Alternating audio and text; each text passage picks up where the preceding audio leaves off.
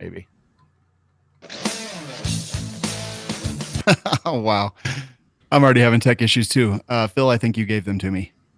Wasn't me. The views and opinions expressed in this podcast are those of the individual co-host and do not reflect the official policy or position of the Firearms Radio Network and or their employers. Viewer discretion is advised. This is especially true on our live shows. Broadcast for shooters, hunters, and gun enthusiasts. This is the Firearms Radio Network. The bandwidth for this episode of This Week in Guns is sponsored by Patriot Patch Company. PatriotPatch.co. Welcome to This Week in Guns. This show is brought to you by the Firearms Radio Network and Patriot Patch Company. And this show offers commentary on the latest firearms industry news, information, and buzz. I'm your host, Sean Heron, and I'm so proud to have this job, but I get to introduce our panelists every single week. First up, we have returning the host of the Firearms Insider Gun and Gear Review podcast and owner lead instructor at Contextual Defense and Consulting, Zane Mangillo. Welcome back. Hey, what's going on, Sean? Not too much, man. Glad to have you.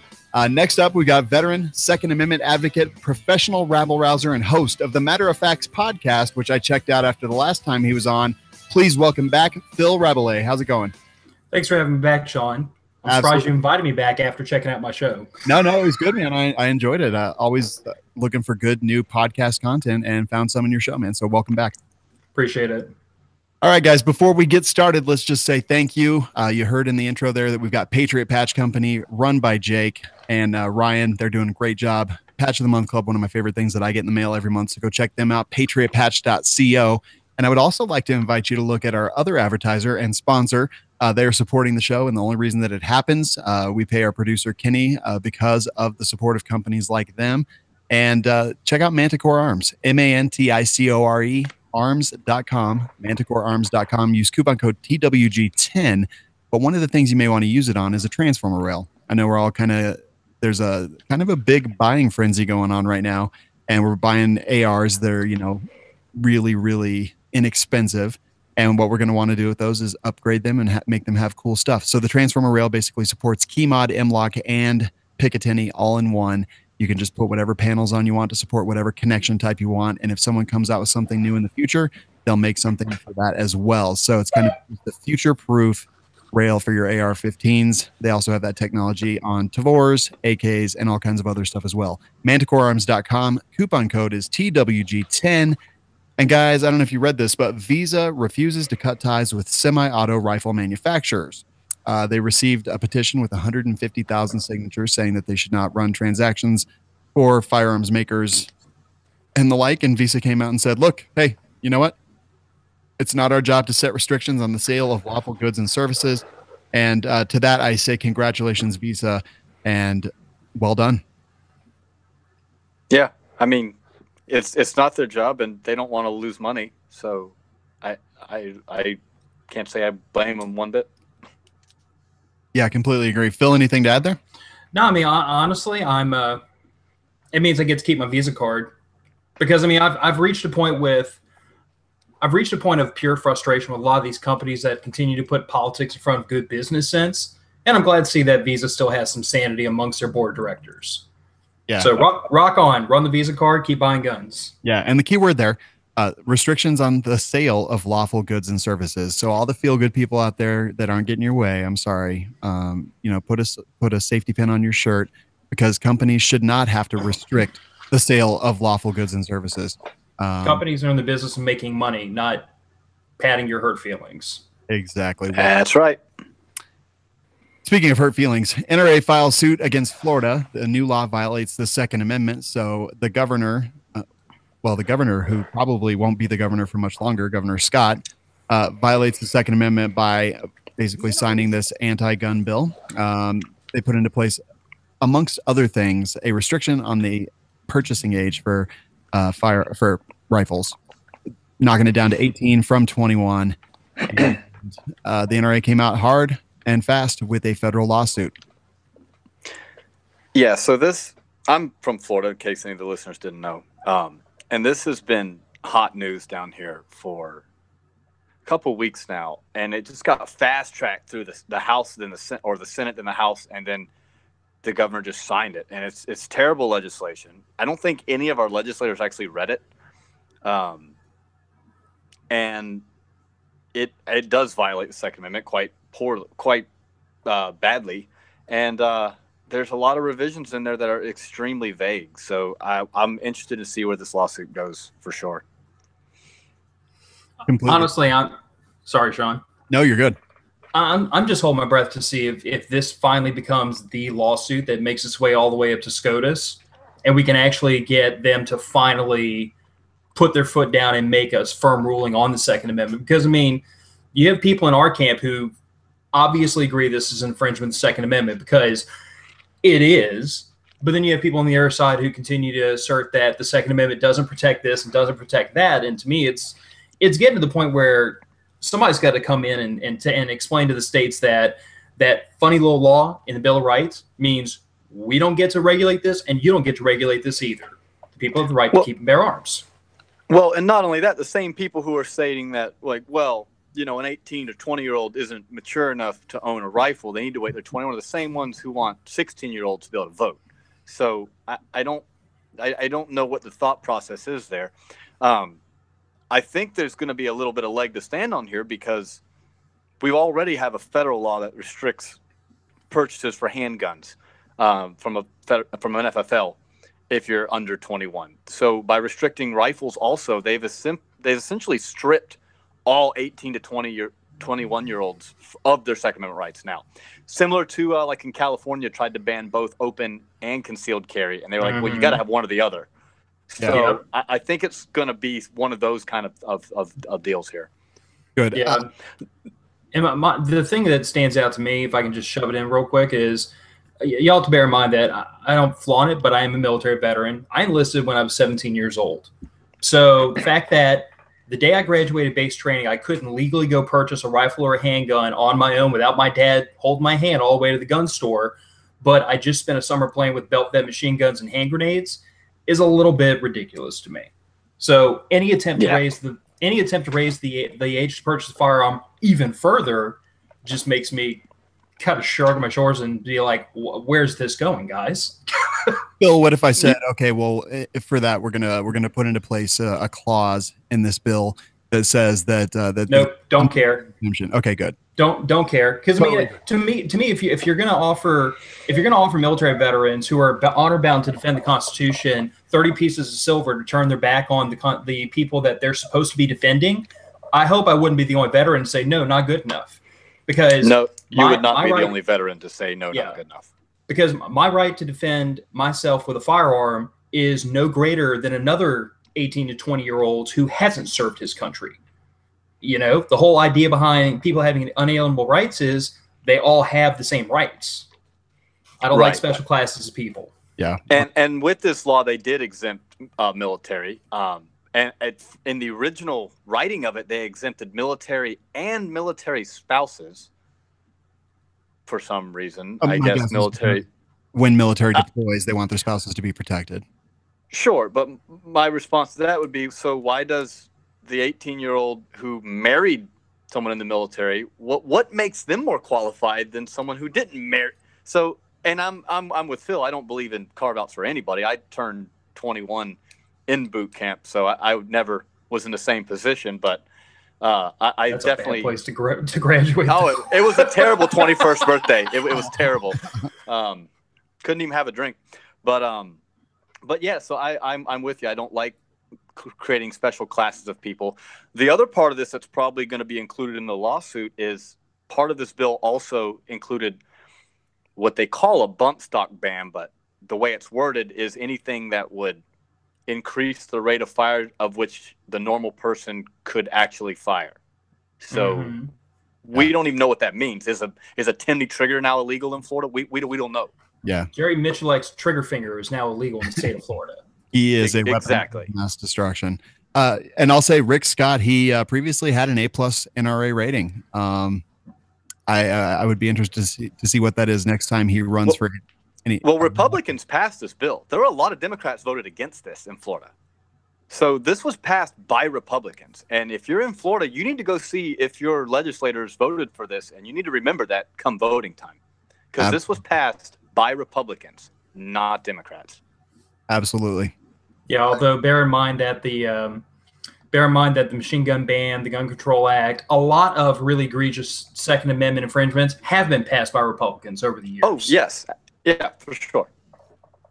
Second Amendment Foundation says that they have seen a 1,200% surge in 18 to 20-year-old members after the Florida massacre at the high school. That's great news. I guess I really don't know what that means. What do you guys think it means? I'll start with you, Phil. I think it means there's a lot of politically savvy and woken up young people in this country. And I mean, I've said it before. I've argued it on my own podcast because my co-host and I have gone back and forth about whether or not the next generation coming behind us is more conservative, more liberal, more this, that, or the other. And looking at the polling information, you can't make a clear determination yet about where this group stands on a lot of issues. But the thing you can easily assert is that they are much more politically aware than, say, my generation was at that age. So these young people are. I'm not really proud of everything they're doing, but I'll give them props for being opinionated and stating their opinion. And if you've got that many 18 to 20-year-olds joining the Second Amendment Foundation, I think it means that we might have some hope out of this future generation. I hope. Yeah. Zane, thoughts? I agree. I think you're seeing a shift in politics with the younger generation. We'll say my age and younger. I'm 31 for reference. I think you're seeing a shift in the politics of young people to where young people aren't Republicans or Democrats anymore. Younger conservatives are leaning more to the libertarian side, and younger liberals are leaning more to the socialist side. And it's not, and it's much more hard lines in the sand almost than it has been in the past. Everyone, and I don't know what that means for our future, but as for this surge in membership, I think SAF does a lot of good things, and I think this is a great thing, having a lot of young people standing up and saying, no, we will be heard.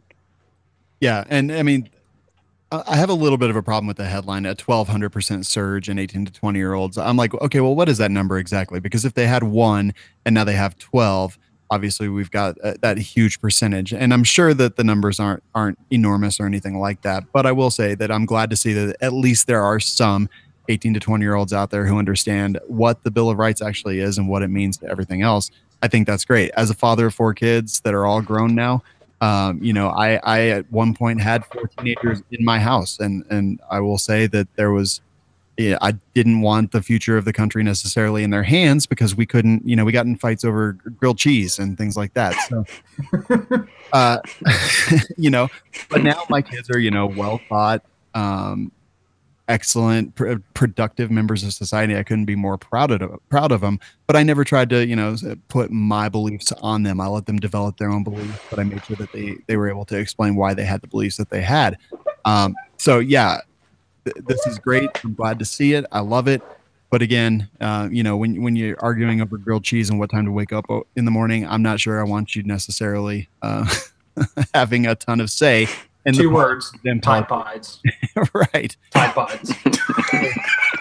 And of course, there's people that break that mold every single day. But, kids need to be kids. I think we put too much pressure on our kids to be adults these days.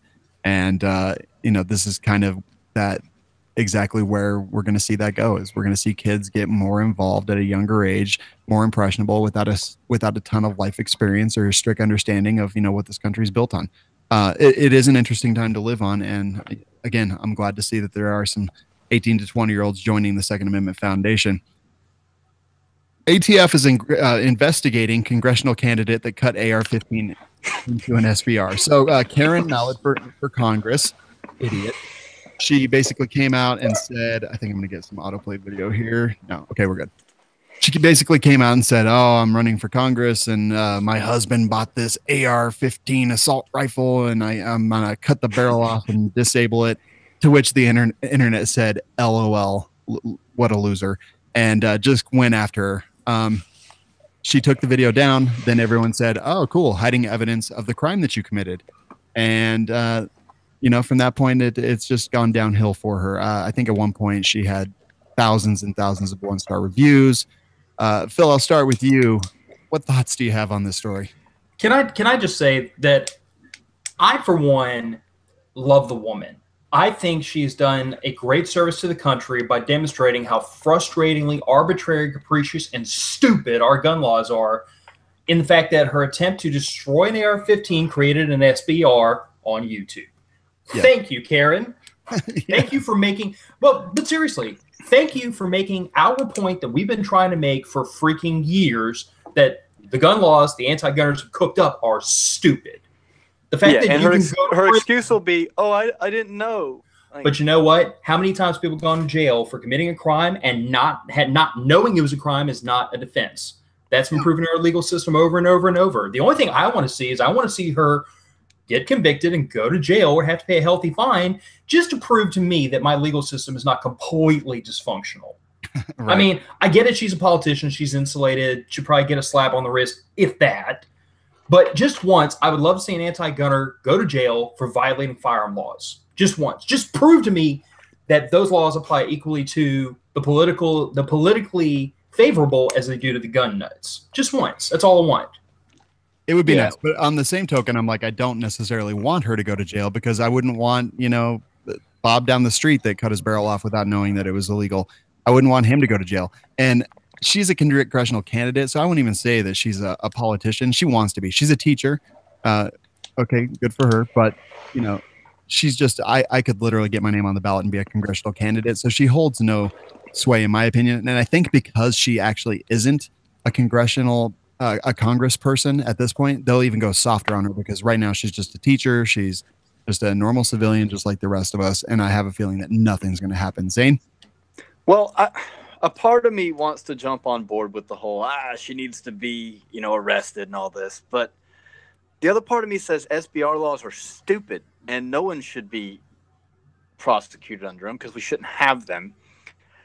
But then the other side of me comes back and says, well, when Randy Weaver did it, they shot his wife and kid and dog. So yeah, it's just one of those things. It's like, I don't know. I think the internet has had way too much fun with it, and I understand why. Don't get me wrong. I just think it's kind of one of those things about screaming, "Oh, it's not an assault rifle," when no one really cares. I don't know. I feel your frustration, but I feel like it's a moot point. Yeah, agreed. Smith & Wesson stands up to asset manager, refuses to change for political reasons. Well, you can file this under at least there is a company that gets it. But basically, American Outdoor Brands Corporation, which was formerly Smith & Wesson or now owns Smith & Wesson, whatever, cautioned its biggest investor on Tuesday that the greatest business risks that they can do was to take political positions unpopular with pro-Second Amendment customers. So BlackRock owns 11% of American Outdoor. The rifle used in Florida was one manufactured by American Outdoor Brands Corporation. Basically, let's see, BlackRock sent questions to gun makers concerning the company's work on gun safety and its methods for complying with laws and regulations. Smith & Wesson came back and said, shush, don't say anything.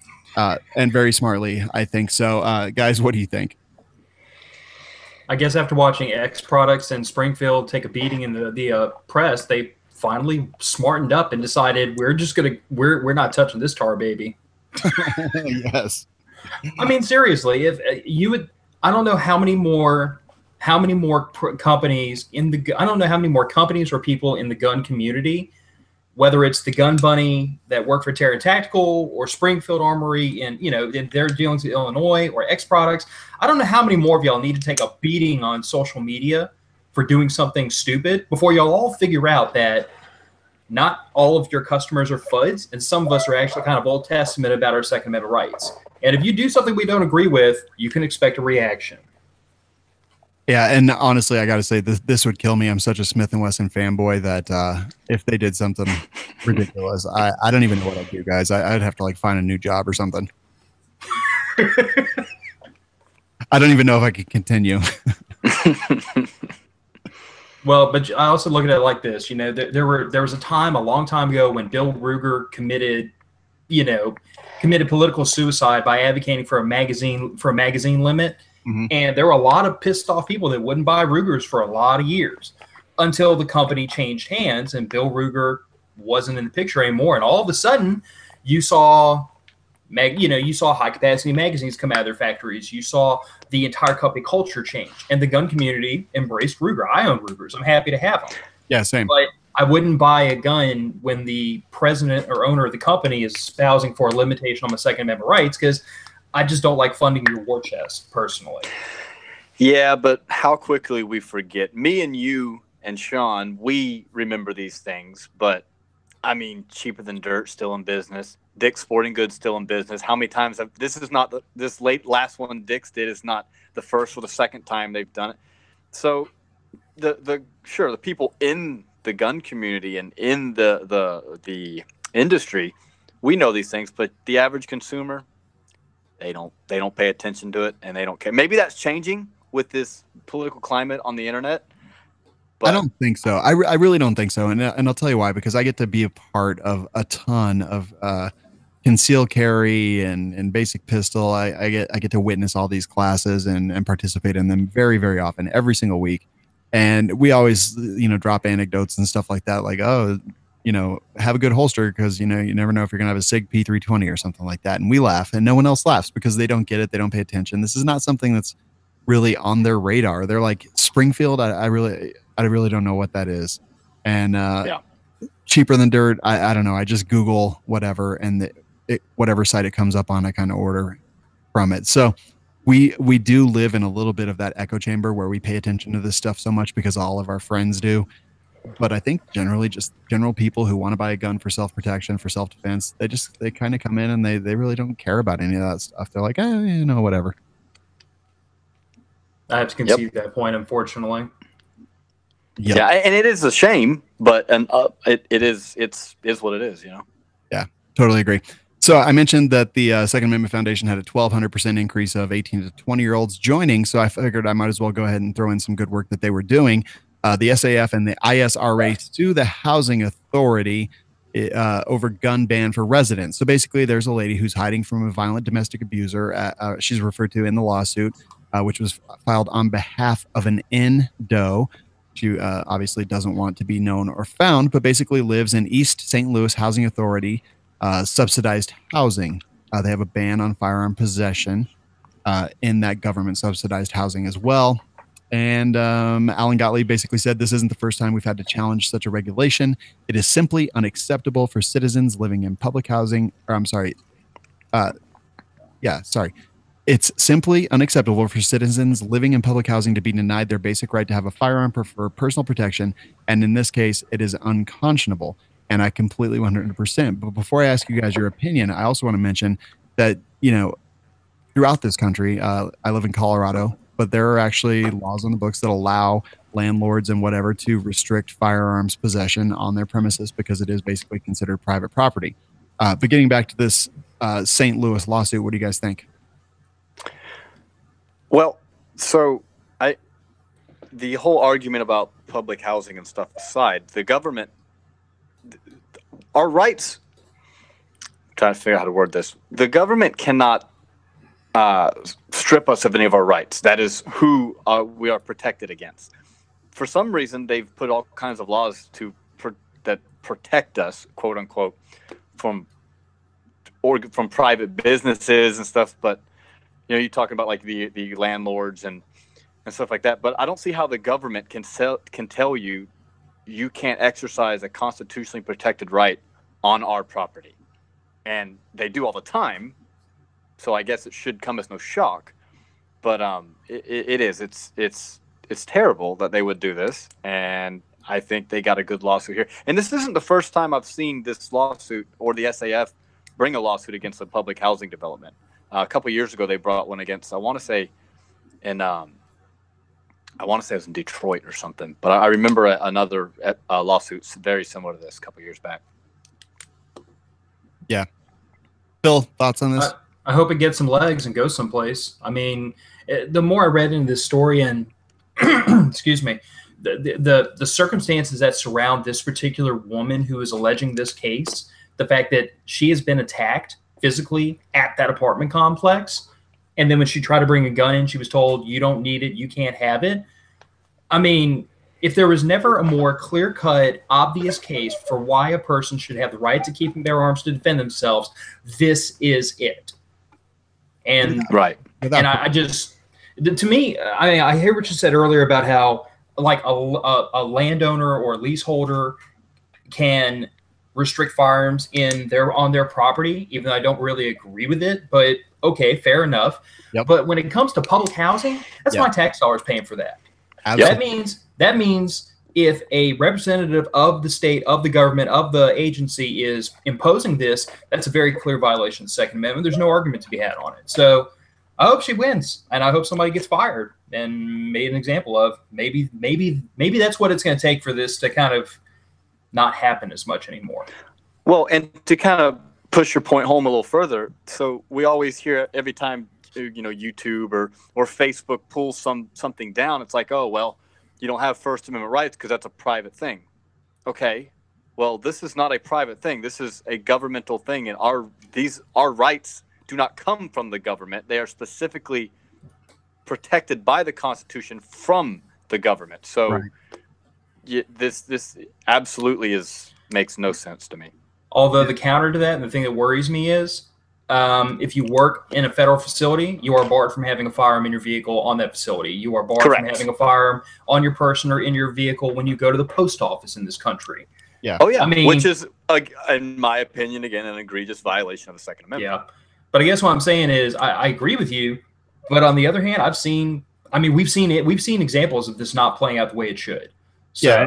And I mean, here's the thing: like the place where you lay your head every night, you should be allowed and able to defend yourself without question, without restriction. Not being able to park in the parking lot at the post office is just an utterly ridiculous thing for me if I have a gun in my car. But seriously, this lady, and I am very, very sensitive about anything that would restrict the rights of poor people. To exercise the Second Amendment. So when we talk about NFA, if we talk about that $200 tax stamp, like to a lot of us, $200 is just, okay, well, that's the price of doing business. To a lot of people, $200 is more than they can afford to spend on a firearm and ammunition. Anything that restricts the rights of poor people, and I'm just using poor people because I think everyone understands that term. Anything that restricts the rights of poor people, I am utterly 100% against.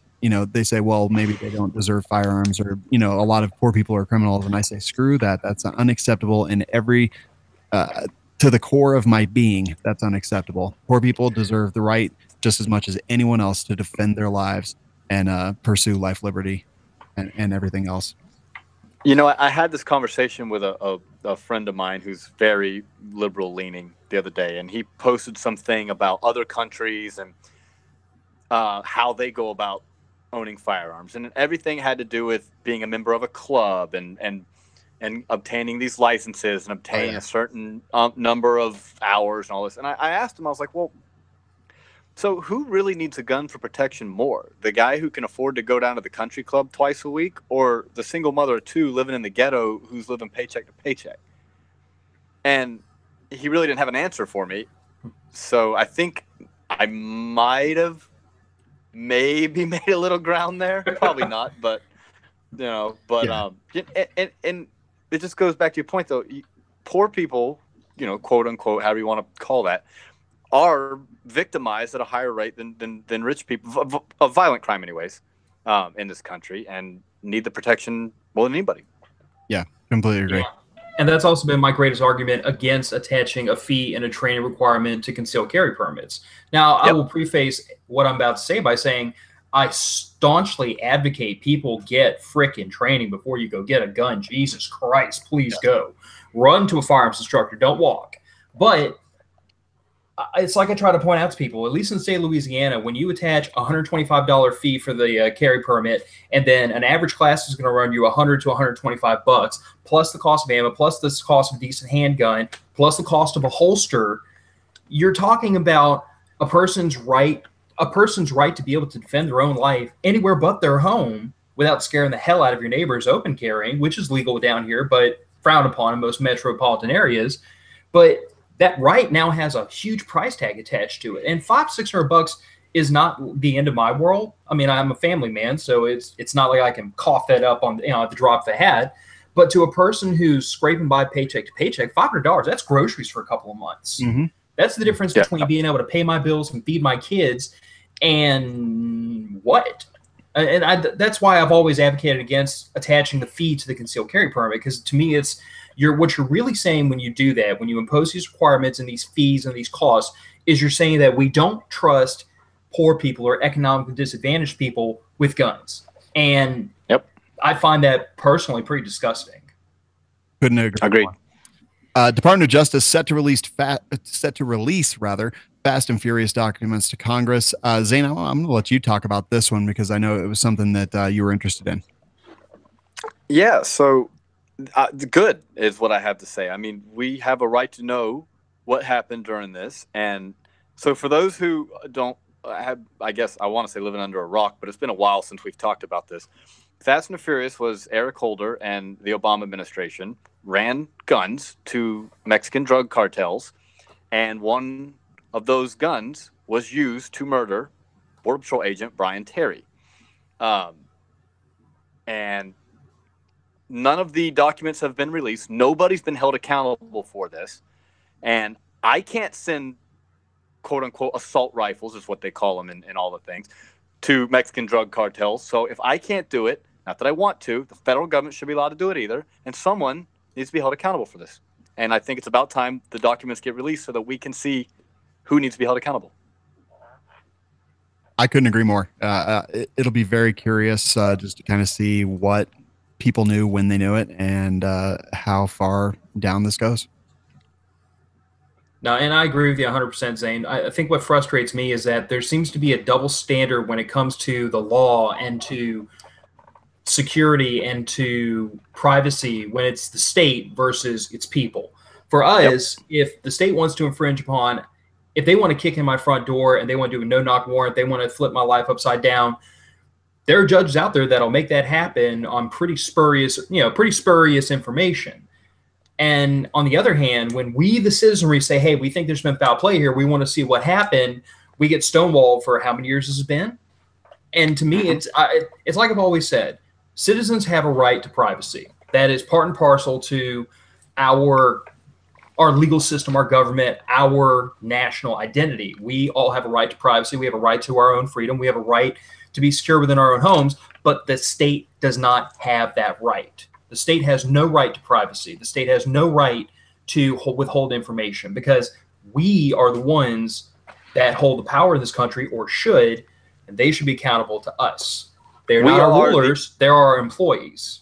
Right. We are the final check in the checks and balances. But when the government gets to pick and choose what they want to release and when they want to release and what they consider to be a state secret from the citizenry, I'm sorry, I cry foul. Yeah, that's a problem. Yeah, well, the problem's putting it pretty lightly. That is a great big old train wreck into a dumpster fire. I understand that there's things, that for national security that they can't disclose publicly because it would give up advantages and things like that. But this is kind of in the past. Obviously, this has all taken place already. I want to know, and I want people held accountable that deserve to be held accountable. Definitely. So, guys, we talk about Smith & Wesson and American Outdoor Brands Corp. And all that good stuff. Now I want to move into the Daniel defense whoopsie-doo. The owner, Marty Daniel, basically came out and said that he supports Fix NICS and that bill, and just that, he thinks that it's common sense and something that we should do without question, and so on and so forth. And the internet went insane. Now, I agree, Fix NICS does have its problems. I was of the mind that, okay, well, I mean, if this guy thinks that this is, after taking a look at it and thinking, okay, well, this is what we should do to make changes in the country. Like, I'm not upset at him for that. Like, I realize that Fix NICS sucks. I don't want it, but I'm not hugely upset at him. But the internet at large, horrified by his statements, so much so to the point that he actually came out, or Daniel Defense came out like a day later and said, psych. Yeah. Zane.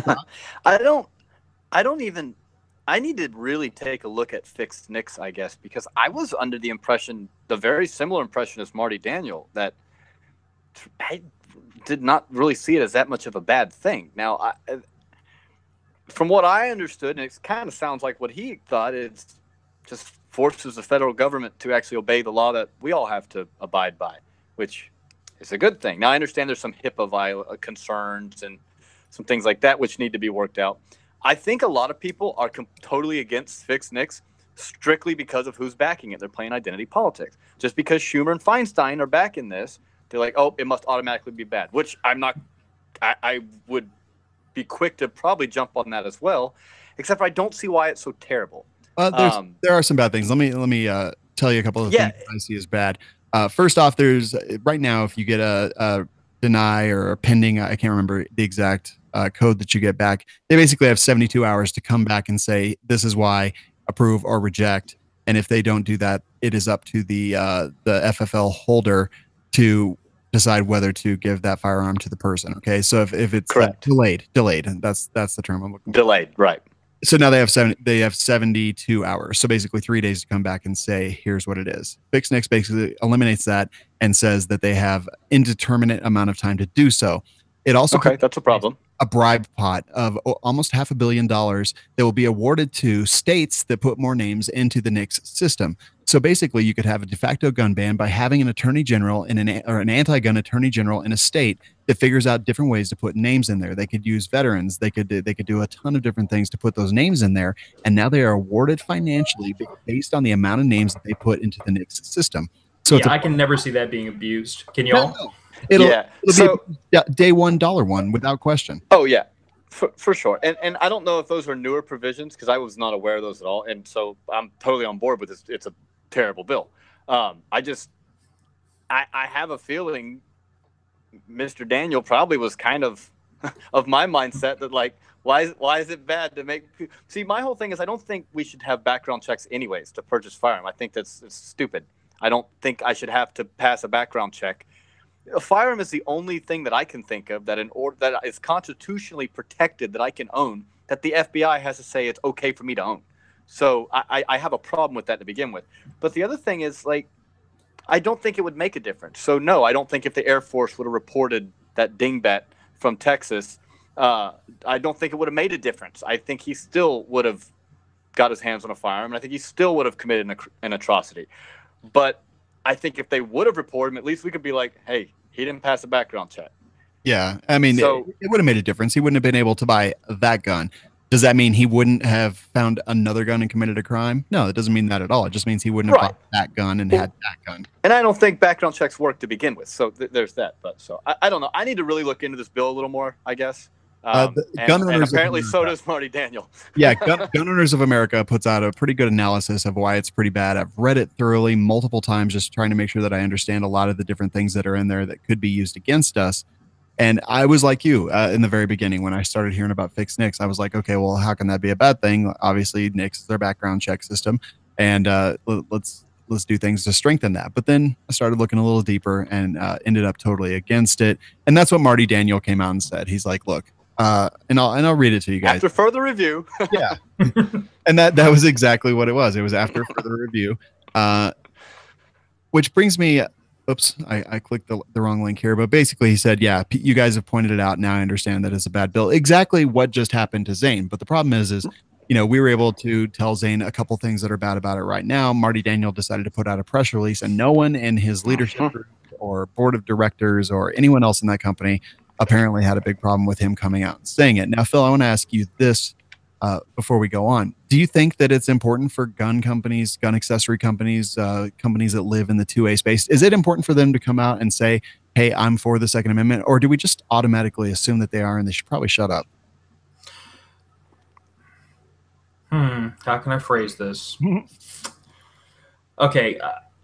I'll preface this by saying that I personally believe that everyone who holds the Second Amendment dear needs to start becoming an advocate for it. Like there's with the political climate we have today, and this applies equally to sport shooters, hunters, concealed carriers, three gunners, congressmen, manufacturers, retailers, I don't care. if you have anything to do with the Second Amendment, from a bolt action 22 all the way up to an AR, the time has come to start being an advocate for the Second Amendment. There is no space left in this political climate for people that are in the middle of the road. There's no space left for compromise. There's no space left. It's time to pick a side, and it's time to either fight to see the Second Amendment recognized as the inalienable, uninfringible right that we say it is, or get on the other side of the aisle and draw those battle lines. So I think it is very important for a manufacturer, for a retailer, for anybody else to make a strong statement about the Second Amendment, because there's no room left for compromise. We've compromised since 1934, and we have never gotten a single right back that we gave up as a nation.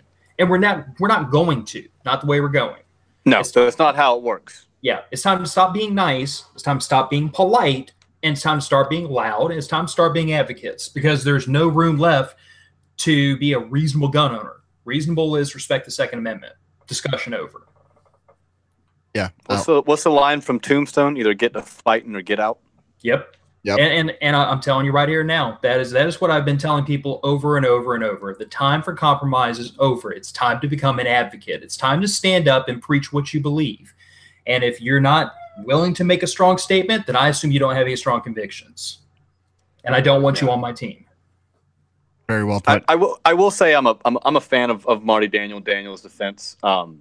They do a lot of good stuff for the Friends of NRA organization, which is different from the NRA itself. It's a foundation, and I'm not going to get into all that, but they do a lot of work with them. So, don't write Daniel's Defense off just yet. He made a mistake. He apologized. His apology was like, "Hey, yeah, you know what? You guys are right," and it rang true to me. And I will say that X Products, the new CEO Dewey had written me to say that we had misrepresented him on this show, This Week in Guns, and that he wanted to have a phone call or whatever. And I was like, well, what did we misrepresent? And he said, well, you referred to James Malarkey as the owner instead of just one of several owners. And I was like, okay. So at this point, with all the damage to your business that's been done, you're going out and you want to talk about Ann and the. Okay. Anyway, moving on. Next, I don't want to have a phone call. I don't really want to talk to you. Just enjoy obsolescence. And I'm not impressed. And it just that kind of pedantic nonsense just pissed me off because I was kind of on their side. I was like, I feel a little bad for him. They had one guy, part of an ownership group that said some stupid things, even though I think his intent was there, or well-natured. But then that's the kind of stuff that they want to come out about. They don't want to come on and say, hey, we believe in the Second Amendment. We love things. No, they want to worry that one of us had misrepresented by saying the owner instead of an owner. So whatever. Lovely. Yeah. Bill, you actually had a story that you kind of wanted to touch base on, something that's a little bit local to you. Why don't you set that up for us?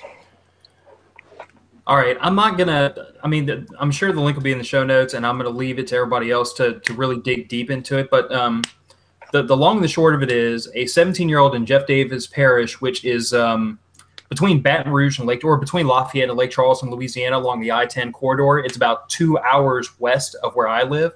A 17-year-old high school student was arrested because he had a shotgun in the trunk of his vehicle, as I understand it.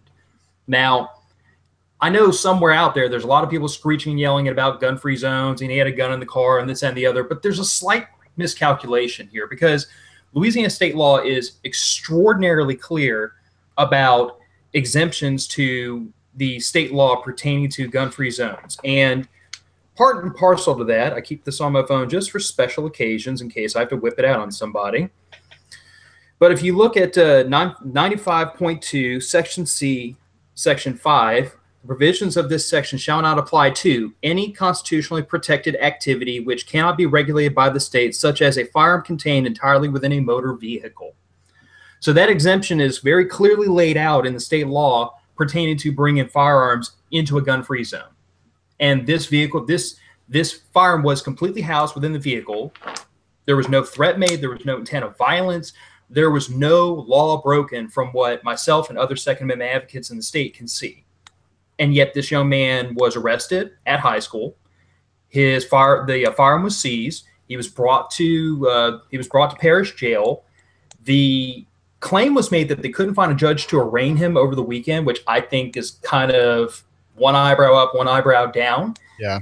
And they refused to release him to his parents' custody so that he could come back on Monday for an arraignment.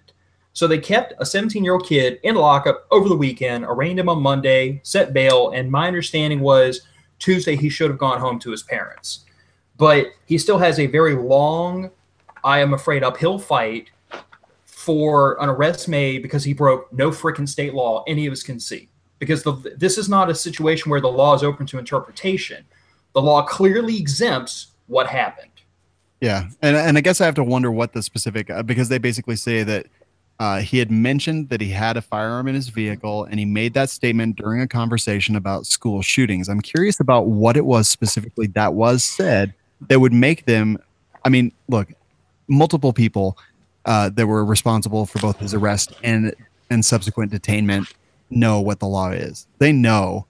I guarantee at least someone, at least a police officer, at least someone in the DA's office, someone knows what that law is and brought that up. Unfortunately, my understanding, as I understand the story, because I've been listening to some back channel information that you probably won't get anywhere but living in this area. Mm-hmm. Apparently, the sheriff did consult the state attorney general before taking that young man into custody to make sure that he was within the law. And the state AG told him, yes, he broke the law. He has a firearm in a gun-free zone. Take him into custody. Oh wow! So this kid's gonna get some money. He's gonna sue. Look, to me, it's not even a money issue at this point. Honestly, it's the simple, and this is like I explained to a lot of people who are not as uncompromising on gun rights as I am. But I told them, I'm like, when the state can jail you when you have clearly not broken the law without consequences, we have a severe problem on our hands. Yeah, and that's what has me so frustrated. This isn't just a gun issue. This is a complete government overreach issue where the government ignores the part of the law they don't like and jails a person anyway. And that's problematic. It's frightening to me.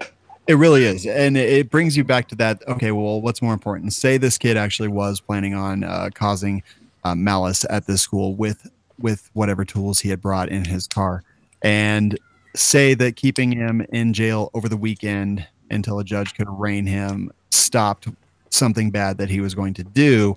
Is it worth it to stop something bad by flagrantly violating his civil rights and the law as it is written? And I say toughly, I say, no, it is not worth it. The law is the law is the law.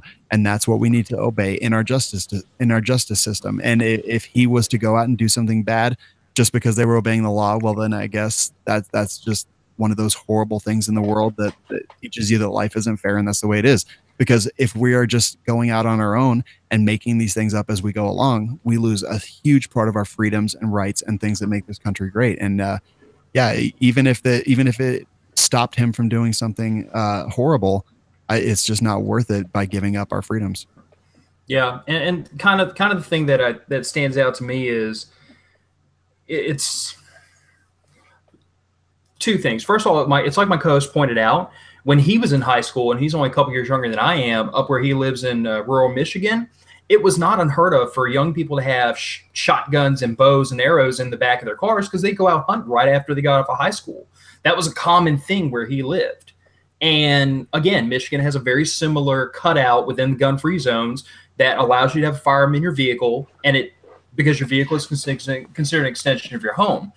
But the other thing I harped on was the law is a blade that cuts both ways. See, the law is it's simultaneously there to help mold our behavior when our morality falls short, but it's also kind of a contract we have with the state to say that if I don't break these laws, you're not going to screw with my freedom. You know what I'm saying? Like it's almost like this is the roadmap. This is the yellow brick road. If you stay on the road, you're going to be okay. And when the next thing you know, you're following the law, you're doing what you're supposed to do, and you still wind up in jail. Now we have problems. So, I mean, the young man's name is Cody Howard. I don't have any direct contact with him or his family. I have kind of like the 6 degrees of Kevin Bacon, where I know people who have spoken with the family. Yeah. And I mean, it's like I told them, if the family is comfortable with me interviewing with them, I'd love to. If they want to release a statement, I'll release it. If their lawyers advise them, don't speak to the press, I'm perfectly okay with that. I just told them, look, you have my family's prayers. because I'm a father on top of everything else. And if this were my child, I'd go nuts. Yeah, completely. I mean, anybody as a father has to see this and kind of hold your breath, because somewhere there was a 17-year-old kid stuck in jail, scared to death, and somewhere there was 2 parents at home scared to death. Yeah. Dark days ahead if this is the direction that the country goes. We're going to move on into the I'm Offended segment. And this one is a little bit interesting. I was actually going to talk about the VA social worker that was fired for having a CCW permit, but there's a little bit of, there's some information that I'm a little bit unsure of on that one. So I'm going to go to Jim Kramer. This is reported over at Breitbart. See NBC's Jim Kramer. If you're hunting with an AR-15, you are hunting humans. So this is a financial analyst, and he spoke in defense of Dick's Sporting Goods unilateral assault rifle ban by suggesting that people who hunt with AR-15s are hunting humans. And I say, what huh? Like, what are you talking about? What an idiot. Zane, thoughts on that? I hunt with an AR-15. I do not hunt humans. I mean, this guy's an idiot. No. Yeah, I like I said, I've hunted hogs many a times with an AR-15, and I've seen many humans, but I've passed on all of them thus far. Yeah, I mean, and they're even wearing orange just so you can see them better. Exactly. Just ridiculous. Phil, any thoughts on this idiot? Well, I'm getting a little bit frustrated with the constant narrative that ARs, AKs, assault rifles, assault weapons, pick your term, have no purpose other than killing people as quickly as possible. Because it's like I've pointed out, matter of fact, I had this argument with somebody in my workplace the other day who, no malice to her, but she said, I think there should be some kind of additional regulation or process or something between you getting a hunting rifle and getting an assault rifle. I think that should be, you should have to do something additional to get that, because it does this, that, and the other. And I was like, but here's the problem. I have an AK or an AKM in my house. It's a home defense gun to me, because if someone kicks in my door at 2 o'clock in the morning, I don't want to use the 9mm handgun with 14-round magazines. I don't want to use the one with the 21-round magazines. I want to go get the AK and have 30 rounds of an intermediate rifle cartridge to come to the fight with. So to you, that assault rifle, that scary black rifle, might have no purpose other than killing people, but to me, it's the last defense I have between whoever's coming to harm my family and my wife and kid behind me. And that's what it is to me. So you can't, I mean, if you want to make the argument that they're dangerous, okay, well, 22s are dangerous. People die from getting hit with a 22 all the time. But don't be so dishonest as to say they only have one purpose. People hunt with them, people plank with them, people target shoot with them, people defend their homes with them. It happens. Well, sure. A ridiculous argument. Yeah, sure. There's plenty of other, uses for them that are legitimate. But my whole thing is that, yeah, they are, also good at killing people, and you know what? That's what the Second Amendment's about. So, and if that hurts your feelings, I'm sorry, but you need to go look at U.S. v. Miller in 1939. Yeah. Hallelujah. Couldn't agree more. All right, it's time for the full auto news segment. Stories the real media won't talk about. Wait, does that mean we're not real media? Apparently. Okay. Close enough. I just wanted to make sure. Zane, you've got a zinger for us. I do. Shannon Watts. If you don't know the name, good on you. I think she's the Moms Demand Action woman, the face for them. She is all up in a frenzy on Twitter over this scary, scary assault rifle that anyone age 18 can go in and purchase. The name of this assault rifle is the Ruger Precision Rimfire Bolt Action 22.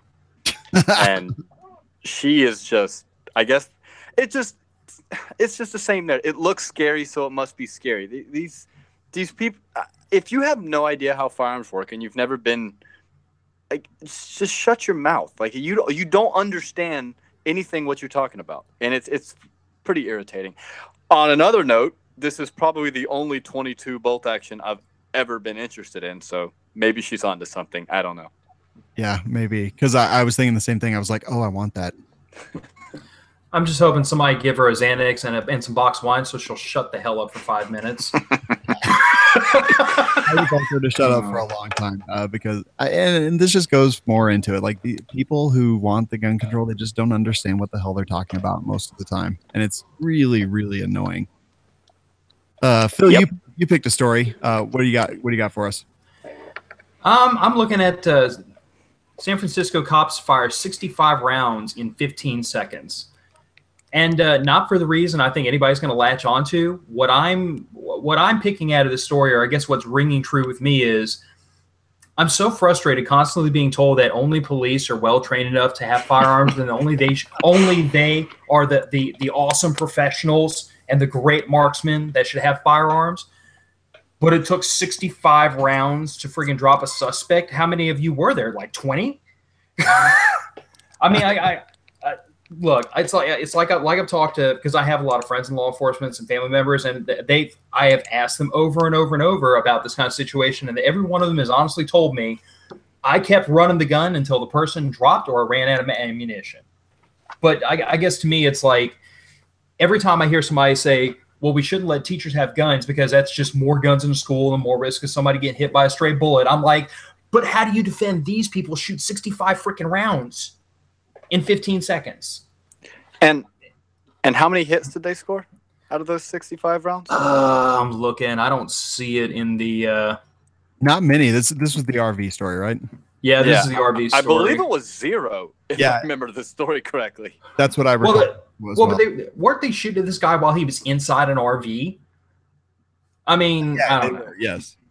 I don't know. Like I said, to me, nobody was struck by gunfire during the incident. The evidence in the case so far indicates that Armstrong fired 2 rounds from a weapon and that 7 officers fired 65 rounds from their department-issued weapons.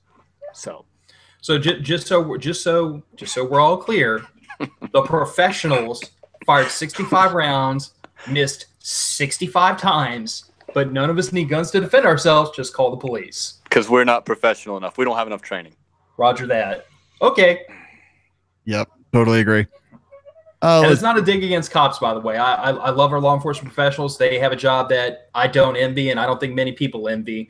But when you hold a person up on a pedestal or an example of what to do, and then this kind of thing happens, you just have to look at the person, hold them up on the pedestal, and say, I don't think you thought this through all the way. Yeah. Yep. I completely agree. All right. I changed my story.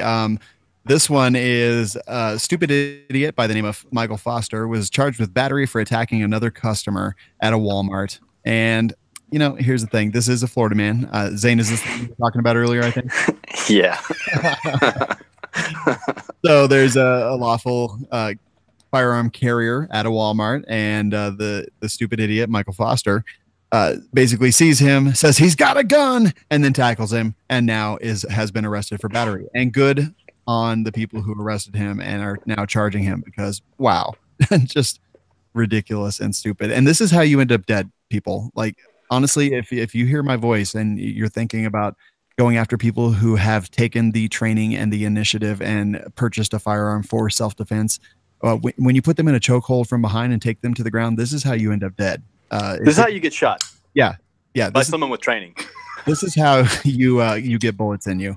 And I think we're all trying to avoid getting bullets in us. So I would say maybe don't do this. And honestly, you put someone in a chokehold from behind in a Walmart parking lot, that could absolutely be considered danger of death or severe bodily harm, and in which case lethal force may be employed. And just what idiots. I don't know. I don't know if he's just dumb or if he was like, trying to make a point with this, or if he was truly concerned the person just walking through the parking lot was going to murder people. I don't know. It's just stupidity is what I think.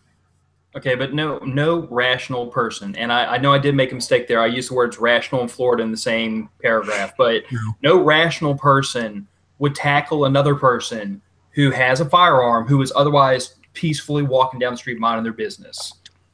I mean, it just makes absolutely no sense to me. Yeah. Well, it is Florida, so. Yeah. Completely. Well, the other thing is I'm a little curious with this is Florida has, for the most part, not completely, but has for the most part a ban on open carry. So the guy obviously wasn't concealing very well, but still, no. And it is doesn't excuse it. But I'm just pointing that out. If I'm not mistaken, in Florida, there are like statutes against printing if you're concealed carrying, correct? There are. Yes and no. That the gun has to be concealed to the reasonable person. So what is reasonable? I don't know. There is like a brief accidental display that says if you reach up to the top shelf and your gun is exposed, you have not committed a crime. They only added that a couple years back. But for the most part, yeah, the gun's got to be concealed. Which nobody really pays attention, although apparently this guy does. Yeah, apparently he's a super observant. And good on him for having good situational awareness. Unfortunately, he had no common sense or survival instinct to back it up. We call that natural selection down here in Louisiana. Yes. We call it that here in Colorado as well. All right, guys. You should play. Go ahead, Zane. I was going to say you should go play in traffic. Yes. Well, he's already playing Russian roulette, apparently. So I think traffic is his obvious next choice. All right, guys, that'll do it for us. Phil, where can people find you online? We're really big on Facebook right now. You can search for us there at Matter of Facts Podcast. We have a page and a closed group. Closed group is just good if you want to vent some stuff off or talk with like-minded people and not have everybody in the public be able to see everything that goes on in the group. We have a blog, mofpodcast.com. We're on Instagram. We're on YouTube. And obviously we have a podcast you can find on Stitcher or iTunes, Matter of Facts Podcast. Nice, man. What did you guys talk about in your most recent episode? Most recent episode, after spending 2 episodes ranting and raving about anti-gunners, which is kind of my bend lately, my co-host made me swear that we would have a nice, low-key, even keel, no yelling or screaming. And then about 20-something minutes into the episode, he brought up the 18 to 20-year-olds getting their ARs taken away from them in Illinois. Okay. And I went off the rails for like 5 minutes straight. Had to beat myself once. It was pretty good. All right. I love it. Go check it out. And that was, what was the website one more time? mofpodcast.com. Perfect. You're in iTunes and all those good places, right? Yep. You can find us at iTunes or Stitcher. Very cool. Thanks for being here, Phil. Thanks for having me. Zane, where can people find your zany booty online? Hey, you can find me right here on the Firearms Radio Network and the Gun and Gear Review podcast. Did a review on a Blue Alpha Gear belt on yesterday's episode that we'll be releasing Thursday, so probably about when this releases. And you can find me there. You can find it at the firearmsinsider.tv. And you can find me at Contextual Defense and Consulting on Facebook and the Instagrams and all the other places. Firearms Insider, Contextual Defense and Consulting, everywhere people are found. All right. I love it. Thanks for being here, Zane. Appreciate it. All right. I would like to remind everyone, please check out Patriot Patch Company. That's patriotpatch.co. Whether you need shirts, cleaning mats, patches, stickers, or other cool 2A swag, they've got it all for you. And Manticore Arms, I know you're upgrading your rifles and all that good stuff. If you've got the Tavor, the Scorpion Evo, the AK, the Bryn, the AR, whatever it is, they've got some parts to make your life better. I like to call them comfort accessories. And that's kind of what Manticore Arms does. They make your life easier, they make your rifle better, and they do it all right here in the United States of America. ManticoreArms.com. Coupon code is TWG10. And as I always like to say, This Week in Guns is produced by Kenny Ortega and is a production of the Firearms Radio Network. We'll see you next week.